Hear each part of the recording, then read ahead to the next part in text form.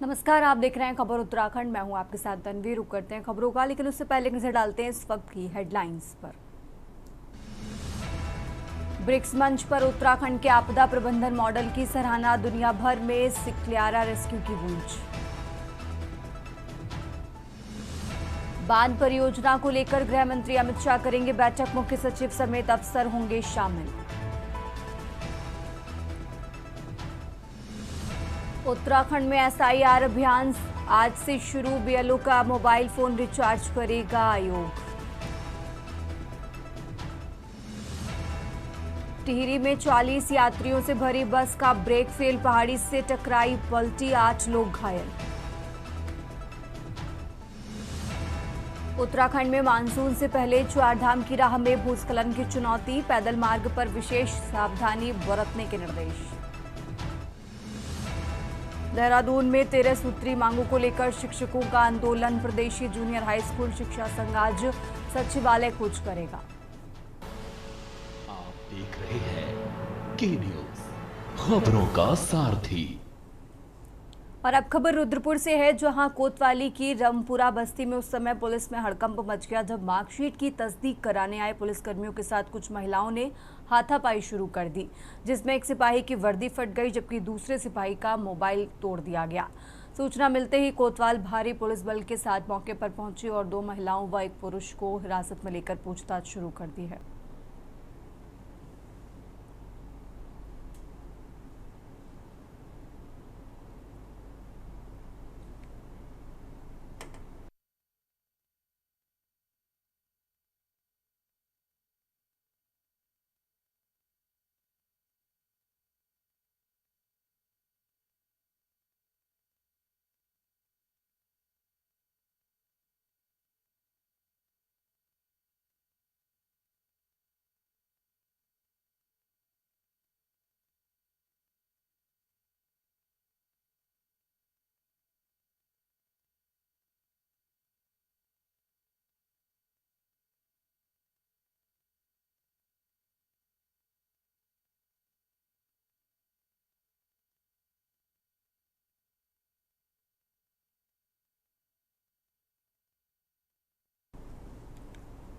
और अब खबर हल्द्वानी से है, जहां हल्द्वानी में श्रद्धा और सेवा का सुंदर संगम देखने को मिला है।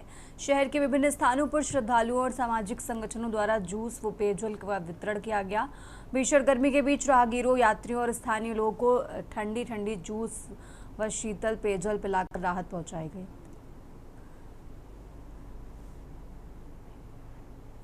भाई को बहुत बहुत बधाई। हमारे समाज में बहुत अच्छे काम करते रहते हैं, तो उनके साथ मैं भी काफी टाइम से जुड़ा हूँ। तो लगभग हर साल ये ऐसा मौका हम लोग लाते हैं कि जो यहाँ पर इस तरह के एक सॉफ्ट ड्रिंक का हम लोग बांटते हैं, कभी भंडारा करते हैं, कभी कुछ ना कुछ, हर एक कार्यक्रम, सामाजिक कार्यक्रम में बढ़ चढ़ के हम लोग हिस्सा लेते हैं। महीना है, इसका महत्व हमारे यहाँ बहुत है। जेठ के महीने में आप शरबत बांट सकते हैं, कुछ भी बांट सकते हैं। आज अनुज भैया के सौजन से हम सब इकट्ठा हुए और हमने ये पेयजल बांटा है। इतनी गर्मी है, जिसको पानी पे मिल जाए, इससे बड़ा पुण्य का काम हो ही नहीं सकता। और अधिमास चल रहा है इन दिनों, तो वैसे ही लोग पता नहीं अपना क्या क्या बांटते हैं। और सबसे बढ़िया मेन बात यह है कि देखो, अधिमास के चक्कर में हमारे सनातनी धर्म में यह है कि जितना दे सको उतना कम है, और हम तो कुछ भी नहीं है। लोग पता नहीं क्या क्या करते हैं। हमारा तो हर साल का नियम है कि हम हर साल सोचते हैं कि कुछ ना कुछ हमारे पास से कुछ ना कुछ निकल जाए, और इतनी भीषण गर्मी में लोग तृप्त तो हो रहे हैं। मुझे लगता है ये सब कुछ सबको करना चाहिए, क्योंकि इतनी ज्यादा गर्मी में और ऐसे लोग टुक टुक वाले हैं, साइकिल चला रहे हैं, गाड़ी वाले तो सबको ही होते हैं, लेकिन जो टुक टुक चला रहे हैं, रिक्शा चला रहे हैं, इनको बांटना ज्यादा बहुत जरूरी है। तो और बांटिए, सबको बांटना चाहिए। मेरे पापा को तो मैं कहती हूँ हर साल में 2 बार बांटना चाहिए। और अब खबर गदरपुर से है, जहां विधानसभा क्षेत्र के तिलपुरी गांव में जनजाति समाज की वर्षों पुरानी मांग को नई पहचान मिली। विधायक अरविंद पांडे ने करीब 12 लाख रुपए की लागत से बनने वाले माता बाल सुंदरी मंदिर का शिलान्यास किया। इस कार्यक्रम में शामिल होने पहुंचे ग्रामीणों में उत्साह दिखाई दिया। इससे पहले मंदिर परिसर पहुंचने पर ग्रामीणों ने विधायक का स्वागत किया। आज देवी स्थान का उद्घाटन था, जो कि 10 लाख प्लस की लागत से देवी स्थान माता रानी का निवास बनने जा रहा है विधायक निधि से। इसके लिए मैं पूरे गांव की ओर से अपने क्षेत्रीय विधायक अरविंद पांडे जी का बहुत बहुत धन्यवाद देता हूं। और आज हमने आग्रह भी किया था उनसे सड़क के लिए, तो उन्होंने साथ साथ ही सड़क का लिए भी जो ठेकेदार हैं, संबंधित ठेकेदार, उनसे बोल दिया है कि देवी स्थान से पूर्व पहले ये सड़क का भी निर्माण शुरू कर दिया जाए, तो साथ साथ ये सड़क भी बन जाएगी। इसके लिए भी मैं माननीय क्षेत्रीय विधायक जी का बहुत बहुत धन्यवाद करना चाहता हूँ पूरे गाँव की ओर से। और हमेशा कहीं ना कहीं बुक्सा जनजाति समाज के साथ माननीय विधायक जी का लगाव जुड़ाव रहता ही है। तिलपुर नंबर 2 इस गांव में हमारे देवी स्थान की बहुत मान्यता है।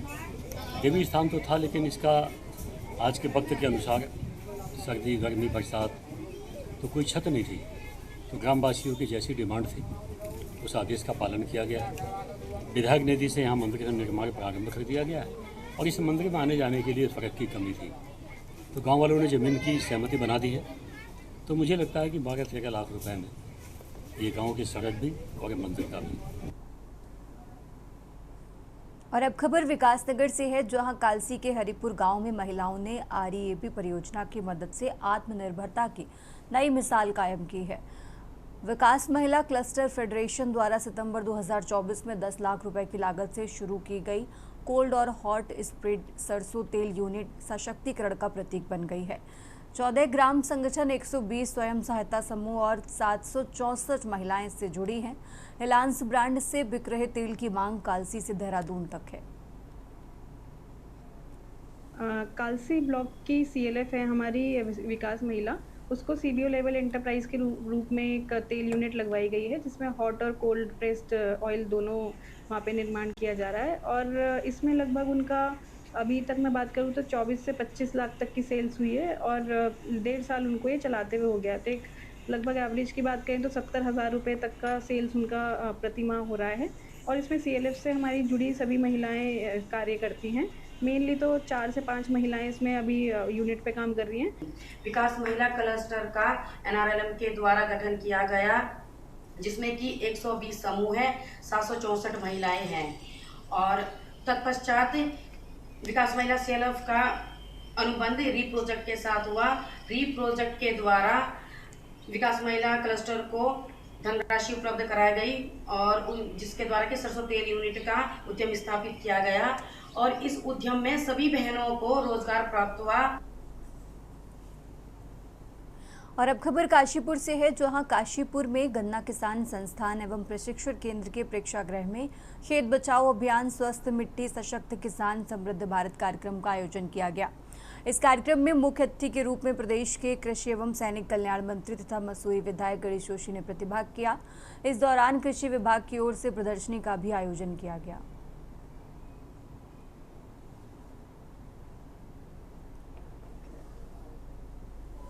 आज पूरे देश के अंदर देश के प्रधानमंत्री नरेंद्र मोदी जी के मार्गदर्शन में और हमारे केंद्रीय कृषि मंत्री शिवराज सिंह चौहान जी के नेतृत्व में पूरे देश के अंदर 1 जून से लेकर 30 जून तक खेत बचाओ अभियान चल रहा है। कल हमारे प्रदेश में अल्मोड़ा में माननीय मुख्यमंत्री जी ने इसकी शुरुआत की है। 1 तारीख को मैंने देहरादून जिले से इसकी शुरुआत की थी, क्योंकि आज खेत हमारे किसान की आत्मा है और खेत लहरा रहे हैं, फसल उग रही है, किसान खुश होता है और खेत में सूखे के कारण या अन्य कारणों से फसल नहीं आई तो किसान का चेहरा हो जाता है। देहरादून में भाजपा प्रदेश कार्यालय में ओबीसी मोर्चे की अहम बैठक हुई। राष्ट्रीय सोशल मीडिया संयोजक राहुल नागर ने उत्तराखंड ओबीसी मोर्चे के पदाधिकारियों के साथ 2027 चुनाव को लेकर रणनीति बनाई है। बैठक में तय हुआ कि प्रधानमंत्री नरेंद्र मोदी द्वारा ओबीसी वर्ग के लिए किए गए कामों को घर घर तक पहुंचाया जाएगा, ताकि अन्य राज्यों की तरह उत्तराखंड में भी भाजपा की सत्ता की वापसी हो सके। देखिए, हमारे भारतीय जनता पार्टी का संगठन निरंतर 24/7 कार्य करने वाला संगठन है। जहां हमारी सरकार है वहां हम बढ़ चढ़कर काम करते हैं और जहां हमारी सरकार नहीं है वहां पर हम चाहते हैं कि जितना ज़्यादा संगठन हमारा मजबूत रहे उसके ऊपर निरंतर हम काम करते जा रहे हैं। और देश के यशस्वी प्रधानमंत्री नरेंद्र मोदी जी के द्वारा जिस प्रकार पूरे देश भर में भारतीय जनता पार्टी की सरकार हमारी आ चुकी है, इस प्रकार हमने पश्चिम बंगाल, असम का चुनाव अभी हाल ही में जीता है। हरिद्वार के चंडी देवी जंगल में मिले महिला के ब्लाइंड मर्डर केस का पुलिस ने हाईटेक जांच के जरिए बड़ा खुलासा किया है। करीब 25 दिनों तक चली पड़ताल में 600 घंटे की सीसीटीवी फुटेज खंगाली गई। 1.5 लाख से ज्यादा मोबाइल नंबरों का विश्लेषण किया गया और सोशल मीडिया के मॉनिटरिंग के जरिए पुलिस आरोपियों तक पहुंची।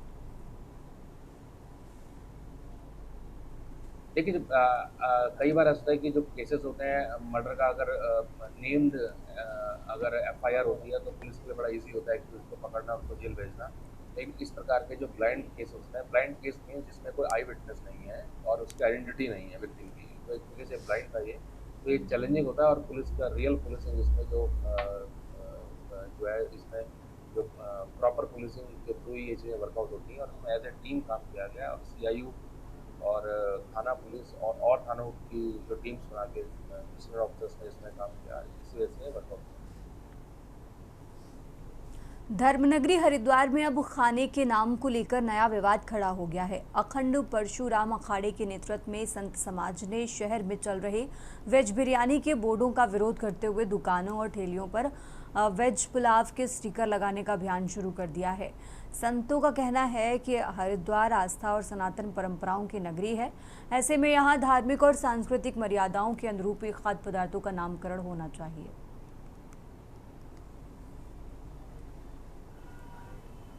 देखिए, देवभूमि है और ये उत्तराखंड है, जहाँ पर बद्रीनाथ, केदारनाथ, गंगोत्री, यमुनोत्री हरिद्वार से होकर के जाया जाता है और हरिद्वार ये तीर्थ नगरी है।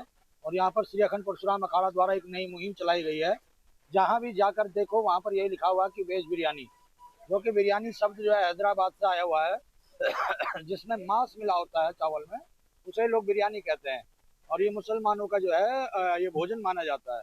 परंतु हम सब जो है हिंदू हैं, सनातनी हैं। और आगे जो है माघ मेला आ रहा है, कुंभ मेला आ रहा है, श्रावण मेला आ रहा है, अनेकों त्योहार आ रहे हैं। और हिंदू जो कि सनातनी हरिद्वार में आएंगे, गंगा स्नान करेंगे और यहाँ पर वेज बिरयानी देखेंगे, तो ये गलत जो है एक दिशा समाज को मिलेगी। हर हर महादेव, ये पवित्र भूमि देव भूमि है, माँ गंगा जी का प्रांगण है और माँ गंगा जी मोक्षदायिनी श्री गंगा जी है। 1916 का बाइलॉज है मोहन मदन मालवीय जी का, साफ लिखा हुआ है कि मायापुरी क्षेत्र में नॉनवेज आदि नशा, शराब ये चीज का प्रयोग प्रतिबंध है। तो प्रतिबंध क्षेत्र में जो ये पहले तो इसमें पाबंदी लगनी चाहिए। एक हमारे कुछ हिंदू भाइयों ने ठेले लगा रखे हैं जिन्होंने वेज बिरयानी लिख रखा। बिरयानी शब्द आपत्तिजनक है। हरिद्वार के कनखल क्षेत्र में देर रात उस समय हड़कंप मच गया जब गंगा नदी के बीच बने टापू पर 55 वर्षीय महिला के फंसे होने की सूचना पुलिस को मिली। सूचना मिलते ही कनखल थाना पुलिस मौके पर पहुंची और लेकिन गंगा में तेज बहाव के कारण तुरंत रेस्क्यू संभव नहीं हो सका, जिसके बाद जल पुलिस को बुलाया गया। जल पुलिस टीम ने नाव की मदद से टापू पर पहुंचकर महिला का सफल और सुरक्षित रेस्क्यू किया। पकड़ ले इसको पीछे पकड़ ले रस्सा। First of all Nainital authority और जो भी एसोसिएशन है उनको धन्यवाद। टूरिज्म प्लेस को बहुत ही साफ सुथरा और बहुत ही मेंटेन रखा है उन लोगों ने। और ये पड़ी था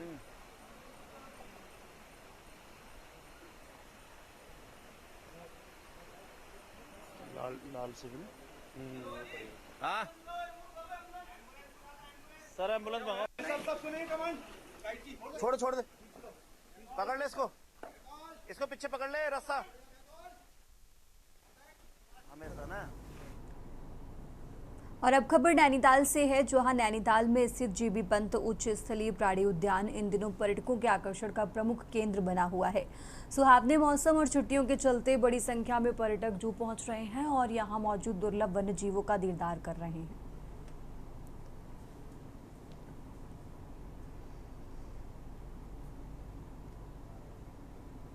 first of all Nainital authority और जो भी एसोसिएशन है उनको धन्यवाद। टूरिज्म प्लेस को बहुत ही साफ सुथरा और बहुत ही मेंटेन रखा है उन लोगों ने। और सारे जानवर देखने मिले और सभी के सभी बहुत ही अच्छी कंडीशन में है। और यहाँ पे भी जो रखा है बहुत साफ सुथरा है और बहुत चीज़ें और सारे जानवर देखने मिले और सारी चीज़ें क्लीन है। सबसे फर्स्ट ऑफ ऑल जो बाहर के कंट्री में भी हम लोग ने एक्सप्लोर किया है वो भी सेम यहाँ पे भी मिला है। मैंने अब तक यहाँ पे टाइगर देखा और मैंने फेजेंट्स के बहुत सारी वेराइटी मतलब बहुत सारी स्पीसीज़ देखी हैं और बहुत अच्छा लगा है देख के। एंड बहुत ही काफ़ी क्लीनलीनेस है यहाँ पे, बहुत ही साफ़ सुथरा इन्होंने रख रखा है, बहुत ही अच्छा लगा है मेरे को यहाँ पे आके देख।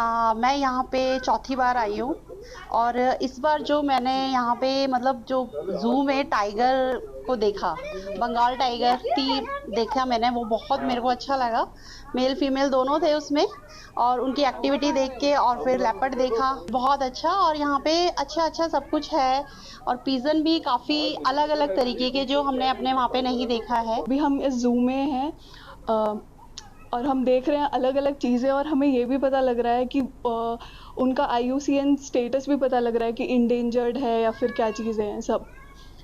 तो और काफ़ी वेल मेंटेन्ड है क्योंकि जो अथॉरिटीज़ हैं उन्होंने काफ़ी चीज़ें कर रखी हैं, जैसे वो टोकन्स दे रहे हैं इवन प्लास्टिक के लिए, और ताकि हम उसे फेंके ना। तो ये काफ़ी मतलब वेल मेंटेन्ड और नीट है। देखिए, मई के आने के बाद से जैसा आपने बताया टूरिज़्म में वृद्धि हुई है, उसी के सापेक्ष हमारे नैनीताल ज़ू में भी पर्यटकों की संख्या में काफ़ी वृद्धि हुई है। अब लगभग हर दिन लगभग 1400-1500 विजिटर्स एक्सक्लूडिंग चिल्ड्रन हमारे ज़ू में आ रहे हैं। अगर हम लोग बच्चों को और वरिष्ठ नागरिकों को भी जोड़ लें तो लगभग 1600-1700 लोग हर दिन हमारे ज़ू में विजिट कर रहे हैं। श्रीनगर गढ़वाल में चारधाम यात्रा से लौट रहे यात्रियों को बीती रात पुलिस द्वारा आगे बढ़ने से रोके जाने पर यात्रियों में नाराजगी देखने को मिली है। पुलिस ने सुरक्षा कारणों का हवाला देते हुए बताया कि पहाड़ी मार्गों पर रात के समय यात्रा जोखिम भरी हो सकती है, जिससे दुर्घटनाओं की संभावना बढ़ जाती है। इसी कारण यात्रियों को अस्थायी रूप से रोककर सुरक्षित स्थानों पर रुकने की सलाह दी गई।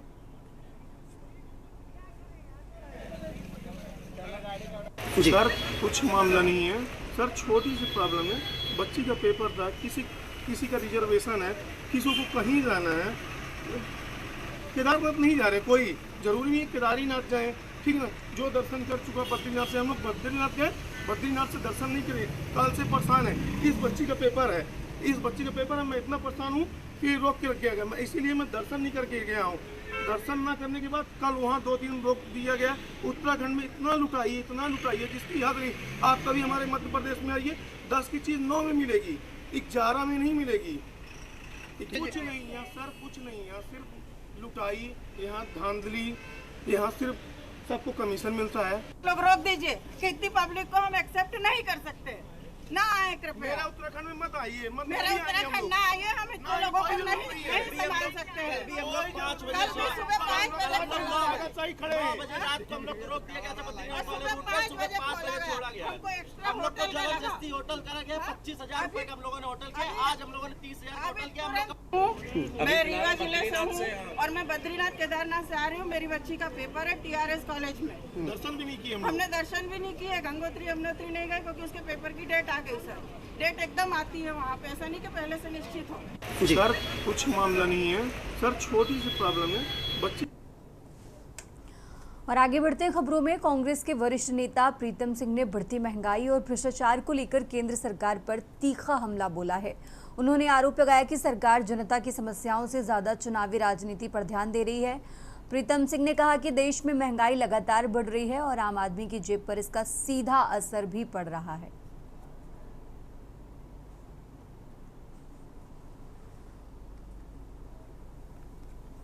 आज देश के अंदर महंगाई से आम जन त्रस्त है, महंगाई अपने चरम पर है और मैं कह सकता हूं कि केंद्र की सरकार को सिवाय चुनाव के कभी इस देश की जनता याद नहीं आती।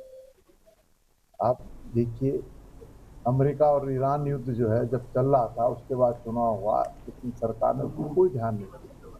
और राहुल गांधी ने उस समय ही कहा था कि महंगाई भी बढ़ेगी और आर्थिक सुनामी भी आएगी, लेकिन सरकार नहीं चेती। और चुनाव समाप्त होने के बाद, चुनाव जीतने के बाद देश के प्रधानमंत्री कहते हैं कि तेल भी कम इस्तेमाल करो। देश के प्रधानमंत्री कहते हैं कि जो पेट्रोल डीजल है वो भी कम इस्तेमाल करो। और तो और उन्होंने कहा 1 साल तक सोना भी मत खरीदो। उत्तराखंड की खबरों में फिलहाल इतना ही। आप देखते रहिए के न्यूज़ इंडिया।